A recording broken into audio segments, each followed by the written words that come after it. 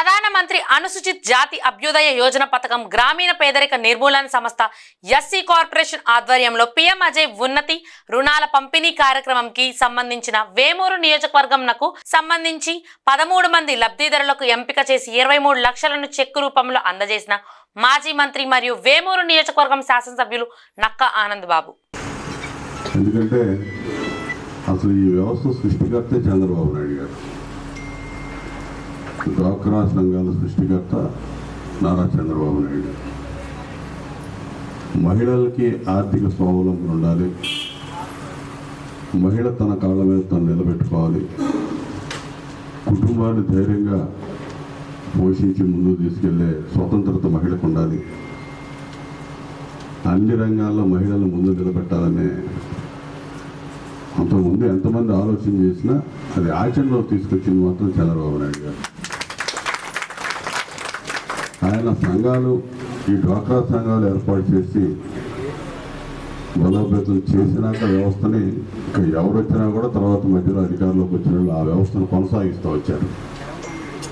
అంతేగాని దీని యొక్క ఆద్యుడు మాత్రం చంద్రబాబు నాయుడు అనేది మర్చిపోకూడదు. ఈరోజు మళ్ళా బ్రహ్మాండమైనటువంటి మెజార్టీలతో తెలుగుదేశం పార్టీ కూటమి అభ్యర్థులందరూ కూడా పోయిన సంవత్సరం జరిగిన ఎన్నికల్లో గెలిపించారు మీరందరూ.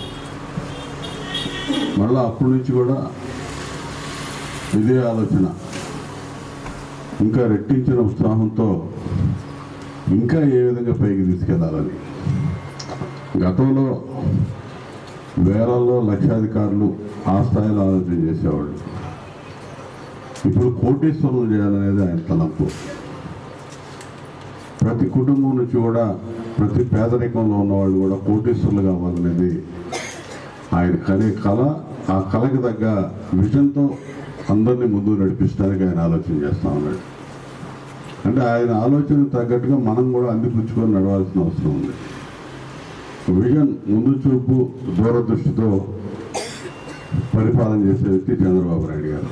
ఏదో ఈరోజు అధికారం ఇచ్చాడు, ఈ 4 రోజులు గడుపుకొని పోదాంలే తర్వాత సంగతి తర్వాత అని అనుకోడు, నవ్వుతారు. ఆయన 1995లో అధికారంలోకి వస్తే విజన్ 2020 అంటే 2020 వరకు ఈయన విజన్ చెప్తున్నాడు అని నవ్విన వాళ్ళు ఉన్నారు.